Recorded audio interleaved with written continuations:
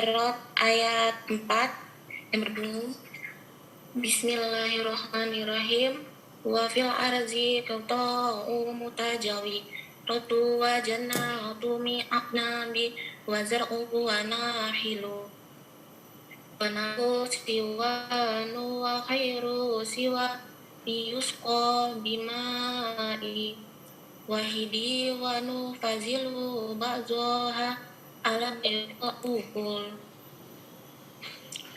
inna fi zalika la ayati qaumi yaqilun. Artinya, dan di bumi ini terdapat bagian-bagian yang berdampingan dan kebun-kebun anggur, tanaman-tanaman dan pohon kurma yang bercabang dan yang tidak bercabang, disirami dengan air yang sama. Kami melebihkan sebagian tanaman-tanaman itu atas sebagian yang lain tanpa rasanya.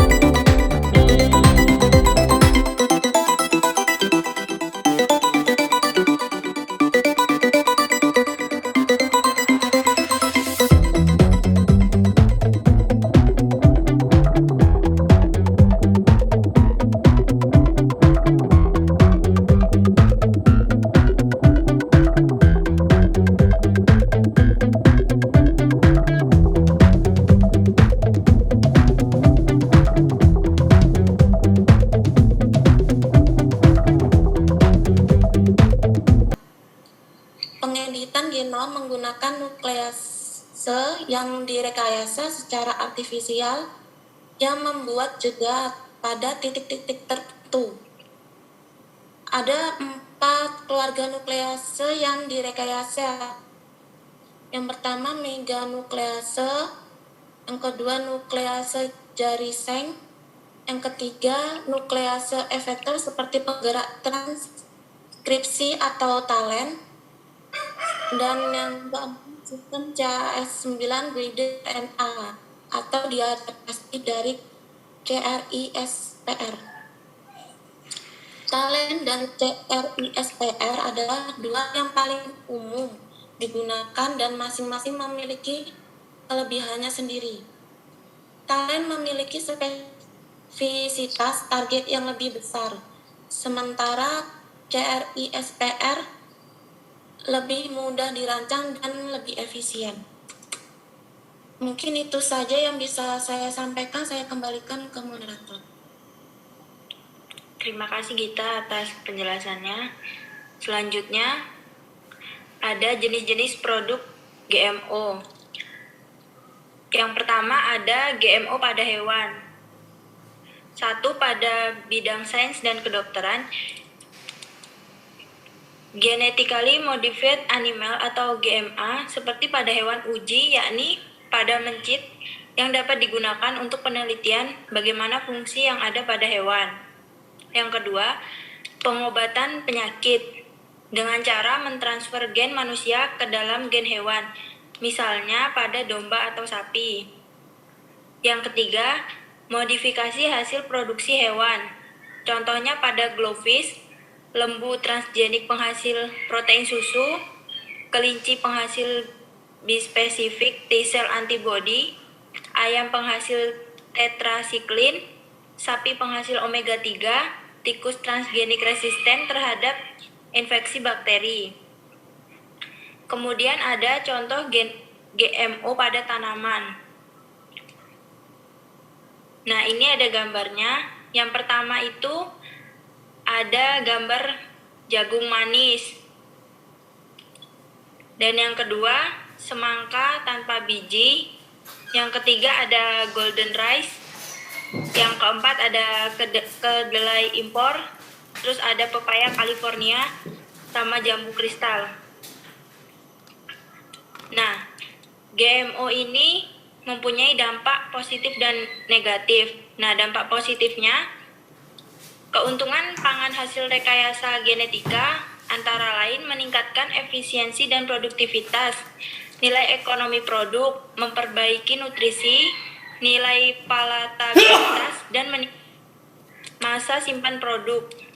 Dampak positif tersebut didapatkan dari hasil bioteknologi di bidang pertanian dan pangan. Di bidang farmasi dan kedokteran, hasil bioteknologi yang terdiri dari kedokteran regeneratif, terapi gen, cloning, dan penggunaan bahan organik yang tepat dapat mengobati dan menyembuhkan penyakit.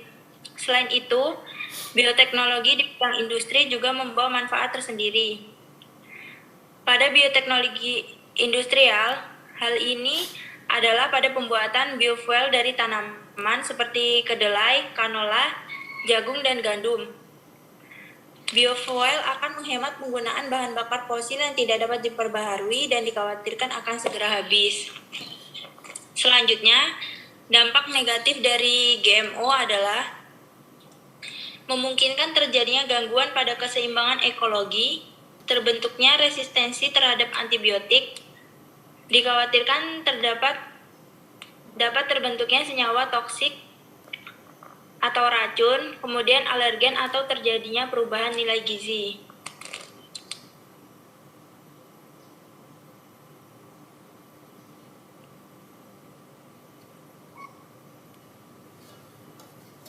Itu saja yang dapat kelompok kami sampaikan. Saya kembalikan ke Bapak Mufaroyin. Baik, sudah disampaikan makalah. Kalau dikaji satu persatu sebetulnya itu banyak prosesnya, tekniknya, kemudian keuntungan, kekurangan, kelebihan, kekurangannya. Sekarang kita diskusikan dulu dari yang sudah dibaca, makalah yang sudah disampaikan itu, tentu para audien lainnya, teman-teman lainnya memiliki kajian, wawasan, serta sumber referensi yang lain yang nanti bisa di-sharing. Nah, silakan ada yang bertanya, ada yang memberi masukan, ada yang menanggapi. Satu termin 3 orang penanya dulu, nanti selanjutnya dibahas. Silakan.